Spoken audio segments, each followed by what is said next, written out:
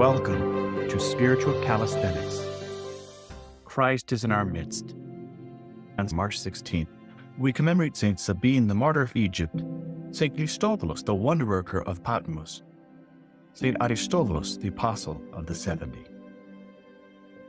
Regarding Saint Savinos, the holy martyr Sabine was from Hermopolis in Egypt and was known for his zeal and piety.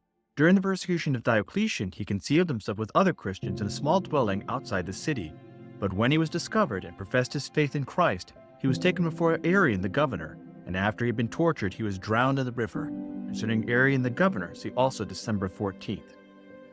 Your martyr, O Lord, in his courageous contest for you, received also as the prize the crown of incorruption and life from you, our immortal God.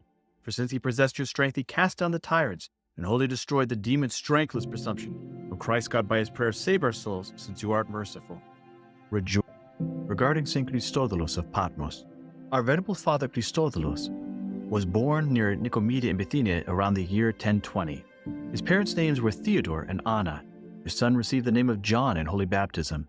He was renowned as an ascetic and a physician throughout the Byzantine Empire. In 1043, he was tonsured on Mount Olympus, where under the guidance of the elders, he received a broad education. After the death of his spiritual father, he made a pilgrimage to the holy places in 1045. He visited Rome and Palestine, and he lived in Asia Minor, and on some Greek islands where he founded several monasteries. After the Saracen invasions of Palestine, Father Christodulus left the Holy Lands, and in 1070 settles on Mount Patmos, in the Stavropegial monastery of the Theotokos in northwestern Caria. Soon he was chosen as the superior of that monastery.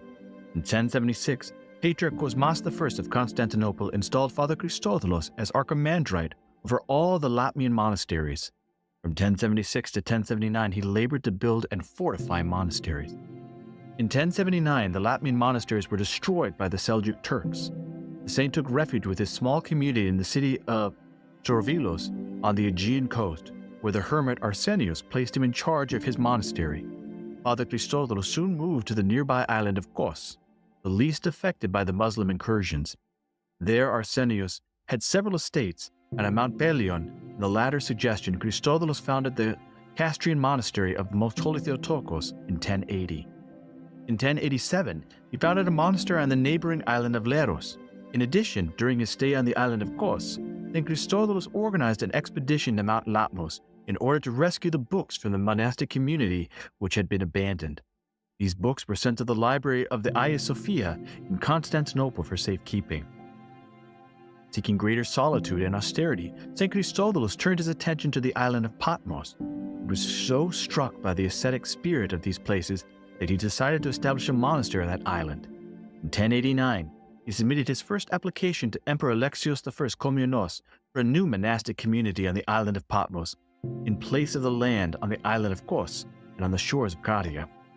According to a crucible issued in 1088, the emperor gave the island of Patmos to Father Christodulus as an eternal, inalienable property, exempting it from all taxes.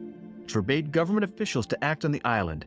In fact, the island was withdrawn from the jurisdiction of the state's administration, and all judicial and administrative power of this island were consecrated in the hands of the igumen of the monastery.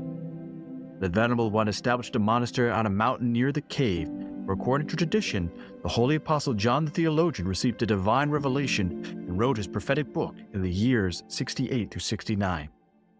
The monastery was built on a rocky ledge, almost in the center of the island, and during the first 3 years it had acquired the appearances of a fortress. However, in the last years of his life, because of the raids of pirates, the saint was forced to flee Patmos. He and his disciples went to the island of Evia, where he reposed on March 16, 1093. Shortly before his death, he gave his disciples instructions to bury him on the island of Patmos in the monastery he had founded. His disciples took his holy and incorrupt relics and transferred them to his own monastery, where they remain for the sanctification of those who venerate them with faith. So therefore, Saint Christodulus is commemorated both on March 16th, which is the day that he passed, and on October 21st, the transfer of his holy relics.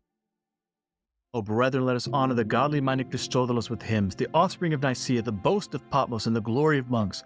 Let us venerate his relics, and and so receive healing of soul and body, crying out, "Glory to him who strengthened you, glory to him who crowned you, glory to him who through you works healings for all." Since we possess your relics as a holy place of healing for all our diseases and afflictions, we are delivered from them. We cry aloud to you, rejoice, O renowned Christodulus. I consider myself truly blessed because in the year 2004, I was honored to be a tour guide on the island of Patmos in the monastery of St. John the Theologian, which is the monastery founded by St. Christodulus. So every single day, I was particularly honored to venerate the relics of the great St. Christodulus. We also wish Father Christodulus Margellos, a close and dear friend, Ronyopola, on this his feast. Once again, in Isaiah, we see the reality that those that attack the people of God will not escape the vengeance of God. From the book of Genesis. And when the Lord smelled the pleasing odor, the Lord said in his heart, "I will never again curse the ground because of man." Now this is, of course, referring to after the flood. This is a sacrifice that Noah gave when he came out of the ark. "I will never again curse the ground because of man. The imagination of man's heart is evil from his youth. Neither will I ever again destroy every living creature as I have done. While the earth remains, seed time and harvest, cold and heat, summer and winter, day and night shall not cease." And God blessed Noah and his sons, and said to them, "Be fruitful and multiply, and fill the earth. The fear of you and the dread of you shall be upon every beast of the earth, and upon every bird of the air, upon everything that creeps upon the ground, and all the fish of the sea. Into your hand they are delivered. Every moving thing that lives shall be food for you. And as I gave you the green plants, I give you everything. Only you shall not eat flesh with its life, that is, its blood. For your lifeblood I will surely require reckoning. Of every beast I will require it, and of man. Of every man's brother I will require the life of man. Whoever sheds the blood of man, by man shall his blood be shed. For God made man in his own image. And you, be fruitful and multiply, bring forth abundantly on the earth, and multiply in it." So we will not be cooking anything with blood, because this is an abomination. From the book of Proverbs. "He who is steadfast in righteousness will live, but he who pursues evil will die. Men of perverse mind are an abomination to the Lord, but those of blameless ways are his delight. Be assured, an evil man will not go unpunished, but those who are righteous will be delivered. Like a gold ring in a swine's snout is a beautiful woman without desecration. The desire of the righteous ends only in good, the expectation of the wicked in wrath. One man gives freely, it grows all the richer. Another withholds what he should give, and only suffers want."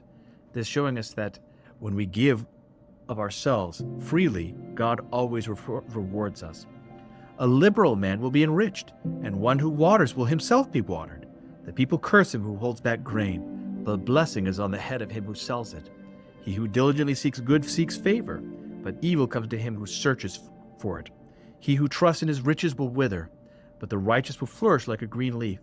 He who troubles his household will inherit wind, and the fool will be a servant of the wise. The fruit of the righteous is a tree of life, but lawlessness takes away lives. If the righteous is requited on earth, how much more the wicked and the sinner? Whoever loves discipline loves knowledge, but he who waits reproof is stupid. A good man obtains favor from the Lord, but a man of evil devices which he condemns. A man is not established by wickedness, but the root of the righteous will never be moved. A good wife is the crown of her husband, but she who brings shame is like rottenness in his bones. The thoughts of the righteous are just, the counsels of the wicked are treacherous. The words of the wicked lie in wait for blood, but the mouth of the upright delivers men. I hope that you've enjoyed today's spiritual calisthenics. Have a blessed and wonderful day.